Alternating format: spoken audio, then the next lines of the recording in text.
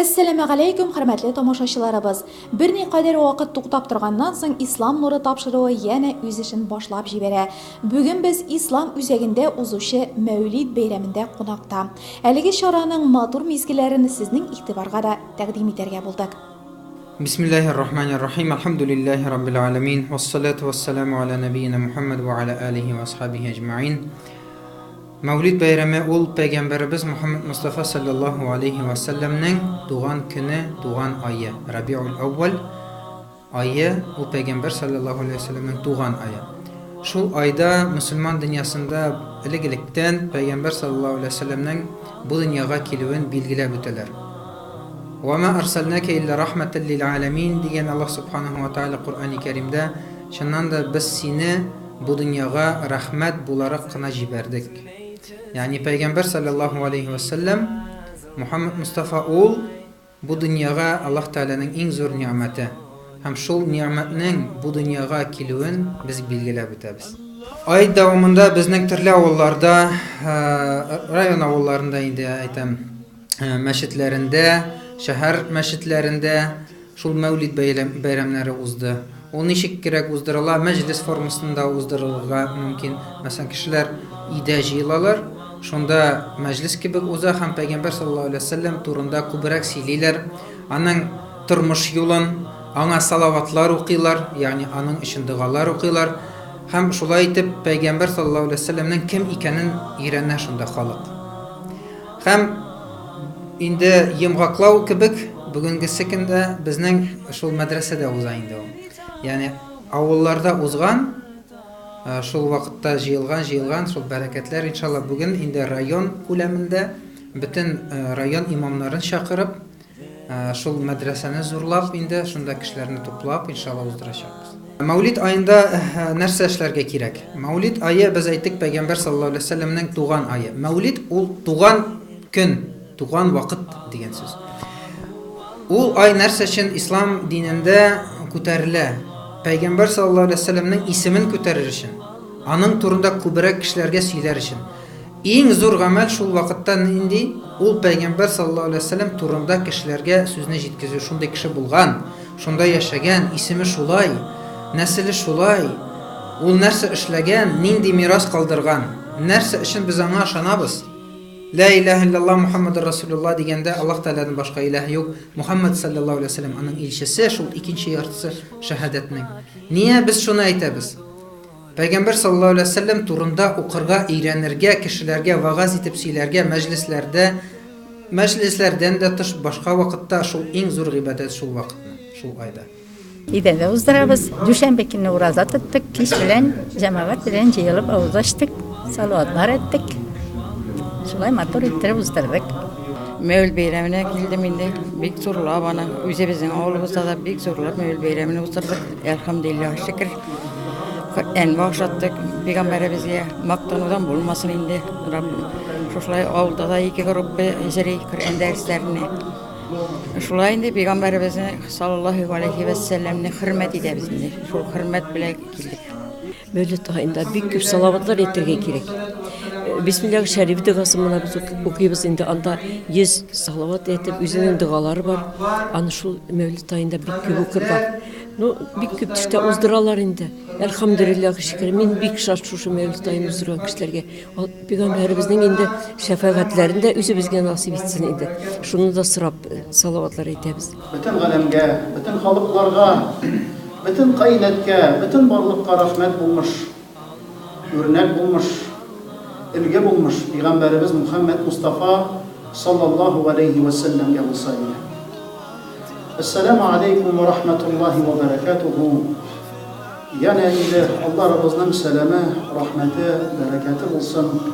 Peygamberimiz sallallahu aleyhi ve sellem'nin de saadet bulgan nasihati Fefşus selam beynekum. Aralarımızda selam taratımız deyip her dayman birbirimizge yakşılık, izgilik tilege tanışımızda olsaydı cemaat. Hani elbette bütün halklarga, bütün kişiliklerge en yakşılıkның, yani bizning tilde aytgancha en qaymağın Peygamberimiz sallallahu aleyhi ve sellem sanğı Peygamber Resul olarak alıp geldi. Onun sözleri de bu'ithu li yutimmeme mukarrimel ahlak Мин пигамбар расул булып җибәрелдем сезләргә әхлакны, күркәм хылыкны тәмам итәр өчен дип пигамбарыбыз саллаллаһу алейһи ва сәллям әйтте. Яни саллаллаһу алейһи ва сәллям, яни Адам балалары, bir adam баласы бина сала, кирпечләрен төзә, һәм соңгы кирпеч куярга калды, бу соңгы кирпеч мин кебек бу бинада дип әйтте. Пәйгамбәрбез саллаллаһу алейһи ва сәллямнан соң юктыр расул, юктыр пәйгамбәр, юктыр башка шәригать, юктыр башка китап, бу әни кәримнән кала. Ахыр заман өммәтендә бу безләргә насыйп булды Раббыбыз Аллаһның рәхмәте илә. Һәм инде бу сөенеч, бу улуг шатлык булып тора. Хөрмәтле Наил хәзрәтебез бик күп мәгълүматны бирде Расулыбыз саллаллаһу алейһи ва сәллямның туган вакытыннан алып, пәйгамбәрлеге ничек эндәгәне хакында, аның сыйфатлары хакында җәмәгатул муслимин. Әлбәттә бу искитмәле. Нинди затны, нинди адәм баласын әгәр дә алып карасаң, шундый иң камил хәлдә, шамил хәлдә, бөтен күркәм, сәгадәт булган хәерле сыйфатларның үзендә булган затны табыр идек. Җир йөзендә бик күп тарихта из калдырган адәм балалары бар. Аларның кайберләре бар фәнни яктан, кайберләре хәрби яктан, кайберләре бар икътисад ягыннан, ягъни төрле кешеләр бар. Әмма ләкин хаятлары бер кырлы гына, тормышлары бер кырлы гына алып карасак. Ягъни бер яктан чәчәк аткан, үрнәк булган, из калдырган, әмма ләкин икенче яктан карасаң, тормышы, хаяты бер дә үрнәк түгел, бер дә үлгә түгел безләргә. Пәйгамбәрбез саллаллаһу алейһи ва сәллям Аллаһның рәхмәте илә улуг сәгадәт булган үрнәк булып тора. Хәтта имансызлар да, Аллаһка ышанмаган бәндәләр дә Расулыбыз саллаллаһу алейһи ва сәллямның исемен компьютер программасы сәбәбендә иң беренче урынга чыгардылар. Аны теләмәсәләр дә, бөтен хезмәтләрен, бөтен тормыш юлын сыйласын салып, инде бу машина, әлбәттә анарда мәйл юк, үз ягына тарту юк. Бөтен нәрсәне санап биреп Расулыбыз саллаллаһу алейһи ва сәллямны кат, ягъни җир йөзендә адәм балаларына иң олуг йогынты ясаган, үрнәк булган зат Мөхәммәд Мустафа саллаллаһу алейһи ва сәллям дип санала. Һәм әлхәмдүлилләх, без имамнар, без хәзрәтләр, без мөгаллимәләр ошбу Расулыбыз саллаллаһу алейһи ва сәллямның мирасын кабул иттек үзләребезгә. Бөтен пәйгамбәрләрнең калдырган мирасы гыйлем иде. Бер генә пәйгамбәр дә үзеннән соң калдырмады алтын ва көмеш. Расулыбыз саллаллаһу алейһи ва сәллямның мирасы да инде әлбәттә алтын ва көмеш булмады. Әмма ләкин әлхәмдүлилләх, хәлебездән килгәнчә тырышып, мәхәлләләребездә, мәчетләребездә, мәдрәсәләребездә Расулыбыз саллаллаһу алейһи ва сәллямның шул мирасын таратабыз. Раббыбыз Аллаһ риза булса иде безләрдән, рәхмәтеннән калдырмаса иде. Пәйгамбәрбез саллаллаһу алейһи ва сәллям шулай бергәләп, инде без утырган кеше сахабалары белән булган вакытта мин үземнең кардәшләремне сагынам дигән сүзләрен ишеткәнбез бар бит, утырганбыз бар бит.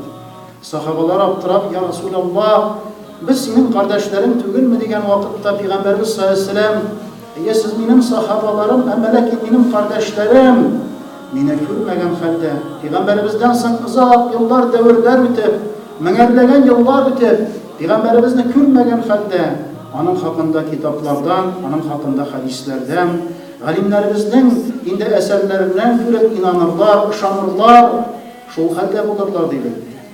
Ягъни Пәйгамбәрбез саллаллаһу алейһи ва сәллям безләрне искә алды, бөтен өммәтен искә алды. Үзенең хадисендә, минем бу дөньяда яшәвем дә хәер өммәтем халкым өчен, бу дөньядан китүем дә хәер өммәтем халкым өчен дип Пәйгамбәрбез саллаллаһу алейһи ва сәллям әйтте.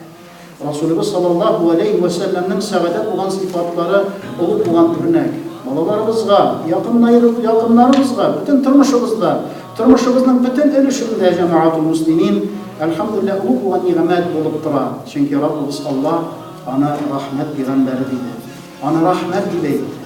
Ва ма арсалнака илля рәхмәтән лил аламин.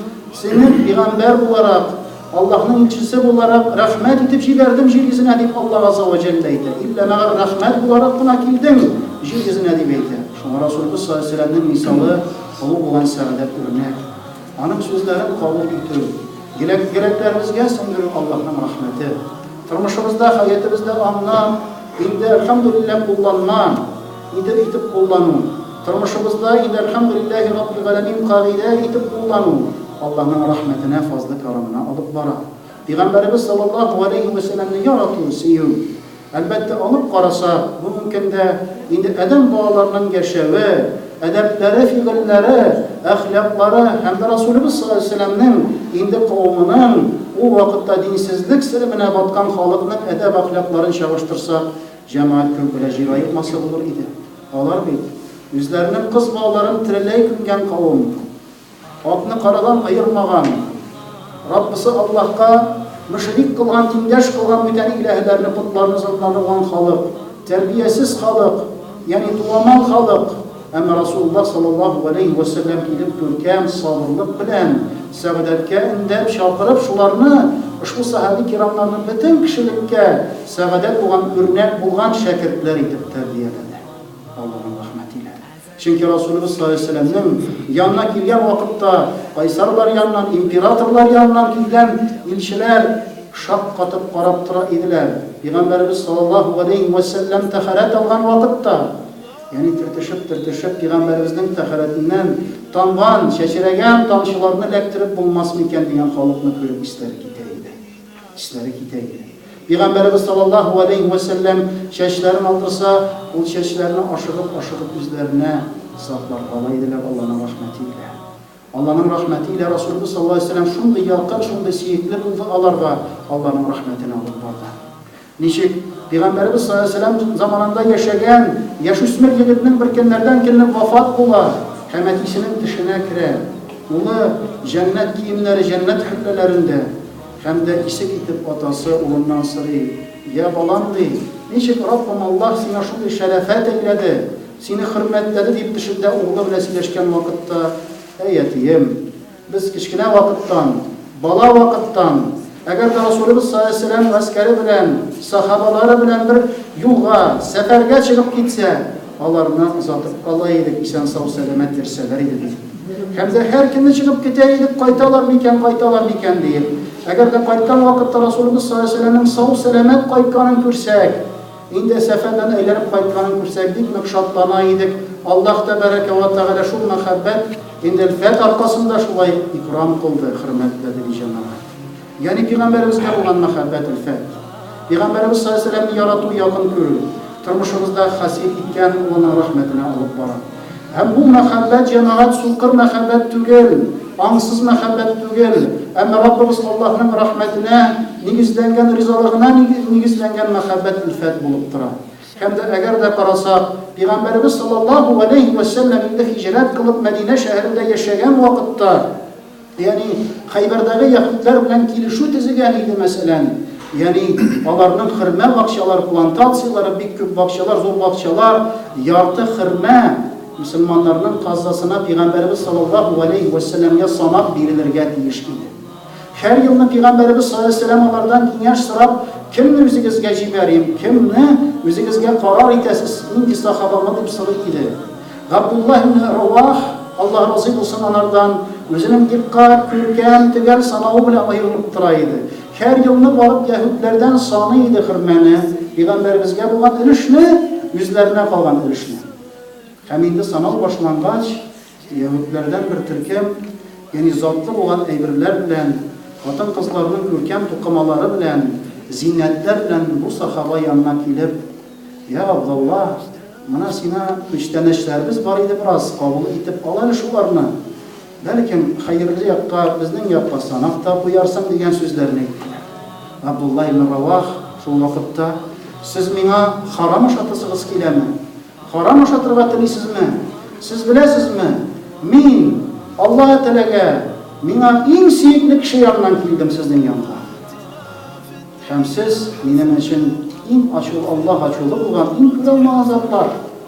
Мин Аллаһның иң сөекле кешесе янынан килдем, Аллаһның иң ачулы булган кавмы янына. Әмма ләкин Аллаһ белән ант итеп әйтәм. Мин Пәйгамбәрбез саллаллаһу алейхи ва сәлләмне күпме яратсам, сөйсәм, якын күрсәм дә, аның файдасына бер хөрмә кылдыра алмыйм. Һәм сезнең ни хәтлегенә күрә алмасам да, сездән инде бер хөрмәне тартып алмыйм ди. Бик җәмәгать. Һәм нәрсә дип язып "Бихәдә қама ас-самавату вал-ард". Гаделлек белән ди җирләр, күкләр тора шул дигән сүздән гайры сүз әйтә алмадылар. Моны күрдек. Пәйгамбәрбез саллаллаһу алейхи ва сәлләмгә булган мәхәббәт, илфәт, сәгадәт, аның юлыннан күркәмлек белән, хәерлек белән бару дигән сүз. Allah Rabbimizin rahmetine, nimetine, fazla karamına erişiyor diyen söz. Resulümüz sallallahu aleyhi ve sellem'in sünneti digeçteriz. Ama yol olarak, keyin şerefetli, Allah'ın rahmetine alıp baratırgan yol olarak göz aldığımızda getiririz. İmamlar olsun, hazretler olsun. Hem de elbette Resulümüz sallallahu aleyhi ve sellem'in sünneti, eden bağların, araların düzeltü, mügallemelerin düzeltü, gaylelerde, indi ile hatın arası, kürşe ile kürşe arası, avuldaş arası, yani imam hazretler olsun, hemmesi olsun, ilim ehillerinin araları saadet, birde olsun deyip, hayır nimette olsun diyen olup maksud bilen. Bizden endi bu bayram yıldan yıl uzatılgan bayram, anın öğretmenleri koyulgan, şuna göre bazıda endi şu meclislerde, bayramlarda kişimizden kelgen hatlı, bulduralgan hatlı buluşup, şu bayramlarda katnaşıp, yaxşı ettirip, motor ettirip, buzdurып жибәрергә кирәк. Biz инде хәзер бу көннәрдә Наил хәзрәт белән барлык булган мероприятиеләрне бергәләп җыелышып, сезнең белән аралашып, сөйләшеп, киңәшеп эшләргә тырышабыз. Шуңа күрә безнең үзебезнең җирлегебездә дә бергәлек кирәк, бер сүзле булырга тиешбез. Аллаһ Тәгаләнең birliğin üzeriz. Aytıp silahı turasız şu anda biz üzümüzle birden hem bir sözlü bulup şu yaptığı tırmışına devam ettirge değişimiz. Tabi bir tapkır beylemler bilen barazında administrasyon isiminden tebrikliyim. Ama salim şimdi objektif rəvişdə bu mecliste bakmaş almayı, tugil, şu an görenliğine bu uğraşını koydu. Anın isiminden de barınızdan da bayramından tebriklesin ki sense buluduz, yaptığı durmuşta yaşayın. Şunun xatlı şatlık. Niye degende bizim üzerimiz bayağı etkende benim babam da bize kabul babay mene din yolda bulgan, ulmulla bulgan Karabaş avlunda gülmede. Hazır da önde şatlanıp yatatırgandır, süyünüp, onun onluğa şunda zor, Allah Teala'ya zor işler kaldıra diye. Binden de kalgan bizim onluklarga da süyünüp şunda yaşasınlar. Bu bina mengilik. Bu binaga hazır her kim bir ezginegine güç kirtken bulsa, bir zor savaplı iş işlegen bula. O da onlarga da özümün rahmetlerini bildiresim kilen. Bu Mevlüt Beyram'ın avulda Bikıl avlunda meşitte ütkerdik.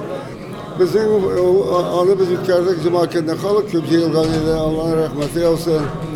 Resulümüzün nişik tumuşları turunda silerdik. Nişik kaysı kabilede, kaysı ırıldan kilip çıkkanı silerdik.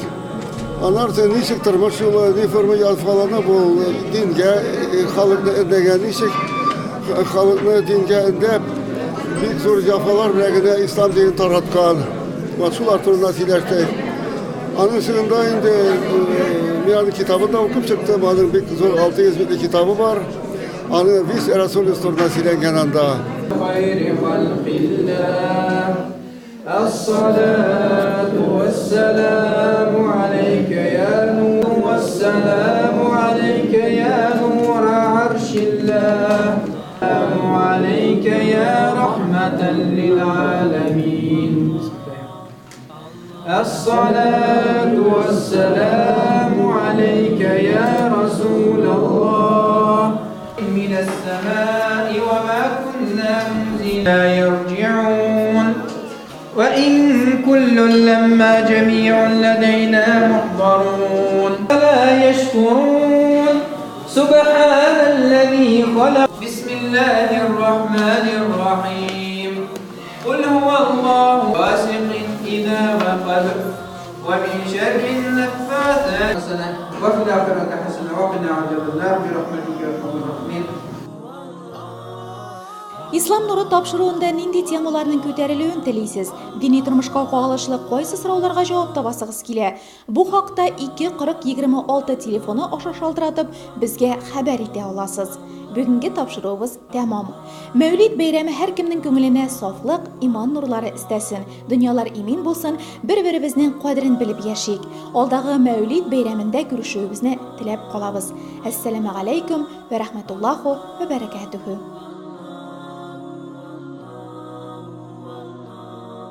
Allah